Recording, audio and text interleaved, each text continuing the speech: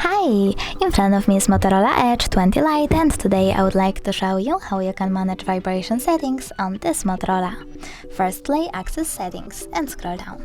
Now choose sound and vibration over here and click on vibrate phone calls. Over here select one of the options for your incoming calls. Always vibrate, never vibrate, or vibrate first then ring gradually. I will go with always vibrate, so I have to click on this option and go back. Now you need to scroll down, choose advanced, scroll down again, and click on the switcher next to charging sounds and vibration, touch vibrations, and over here I will go in call vibrations to disable or enable vibrations for all of those features.